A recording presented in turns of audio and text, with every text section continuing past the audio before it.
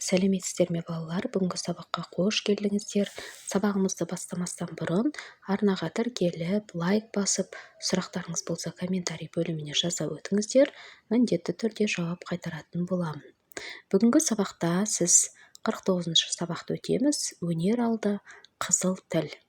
Бүгінгі сабақта ойыңызды нақыл сөзбен жеткізетін боламыз. Бірінші тапсырма: түсініп оқы. Өз сөзіңмен әңгімеле. Бір нәрсе туралы пікірімізді, яки қимылымызды, яки көңіліміздің күйін сөз арқылы жақсылап айта алсақ, сол сөз өнері болады. Авторы Ахмет Байтұрсынұлы. Демек, балалар, сөз өнері деп отырғанымыз, біз айтатын ойымызды, жеткізетін пікірімізді жақсылап өз сөзімізбен дәлелді, дәйекті түрде жеткізетін болсақ, онда бұл бізде сөз өнері деп аталады екен. Екінші тапсырма: мәтінді тыңда. Төле би қазақтың 3 биінің бірі. Қазіргі Жамбыл облысы Шу өңірінде дүниеге келген. Өз елінің, өзге халықтардың, әсіресе шығыстың аңыз әңгімелерін, қисса дастандарын еркін меңгерген. Халықтың әні мен күйін, ақындық өнерін құрметтеген. 15 жасынан бастап ел билеу ісіне араласқан. Өз заманында Қарлығаш әулие, Қарлығаш би атанған. Үшінші тапсырма: мәтінді түсініп оқы. Қарлығаш әулие. Ел ауған ақтабан шұбырынды Алқакөл сұлама кезінде Төле би киіз үйін жықпапты. Қасиетті жұртын қимапты. Сонда жоңғар қолбасы Төле биден көшпей қалуыңның сырын сұрапты. Шаңырағыма бір бейкүнә қарлығаш ұя салып еді. Ол жер бетін топан су басқанда Нұх пайғамбардың кемесін сақтап қалған. Адам баласын жылан шақпақ болғанда қызғыштай қорыған құс еді. Осындай киелі құстың ұясын бұзып, балапандарын жылатып кете алмадым, дейді дана Төле би. Бір ауыз сөзі 1000 ауыз сөзге татитын Төленің адамгершілігін, әділ шешімін таныған жоңғар қолбасшысы шын әулиенің өзі екен деп әскерін қайтарып жіберіпті. Мәтіннің авторы Серік Негимов. Шешендік сөздер кітабынан алынған. Төртінші сұрақ: Төле бидің Қарлығаш әулие атану себебін түсіндір. Төле бидің Қарлығаш әулие атануының себебі, балалар. Төле би, балалар, ақтабан шұбырынды Алакөл сұлама деген осы бір қасірет кезінде елдің барлығы өзінің жаңағы жерлерін тастап, елдерін тастап көшіп жатады. Сол кезде осы Төле би өзінің шаңырағын бұзбай ұстап отырады.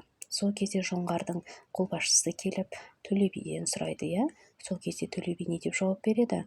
Төле би айтады: елді топан су басқан кезде Нұх пайғамбардың кемесін осы Қарлығаш жыланнан сақтап қалған екен.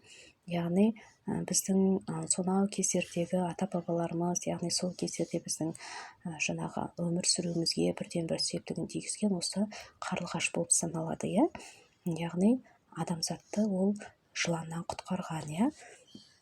Енді сол кездері бізді жыланнан құтқарған болса, қазір мен оның ұясын қалай бұзып тастаймын? Ол менің адамгершілігіме жатпайды ғой деп жауап береді. Сол кезде жаңағы жоңғардың қолбасшысы дананың өзі екенсің деп бұл кісіні, яғни Төле биді Қарлығаш әулие деп атап кеткен екен.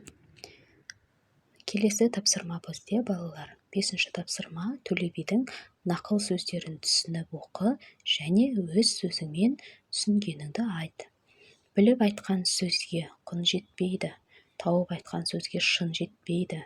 Өзің білмесең білгендерден үйрен, үйренгеннен ештеңең кетпейді, дейді. Халқыңа адал бол, жауыңа қатал бол, досыңа адал бол.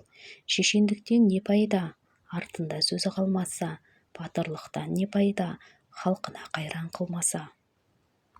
Бұл жерде, балалар, біліп айтқан сөз сөзге құны жетпейді дейді. Бір нәрсені біліп айтатын болса, яғни оған құн жетпейді дейді, құны жоқ деген сөз.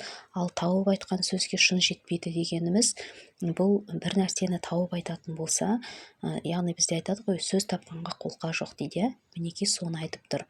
Одан кейін бізде балалар, өзің білмесең білгендерден үйрен дейді, үйренгеннен ештеңе кетпейді дейді.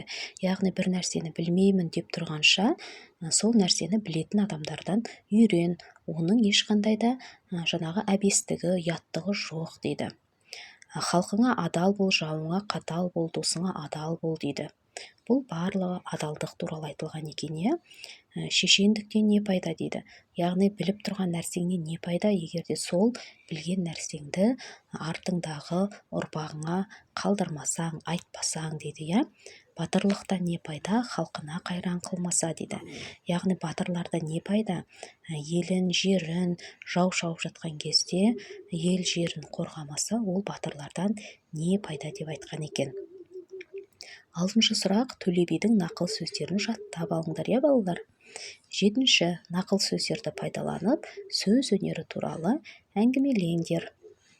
Осымен балалар, біздің сабағымыз аяқталды. Келесі сабақта кездескенше сау саламатта болыңыздар.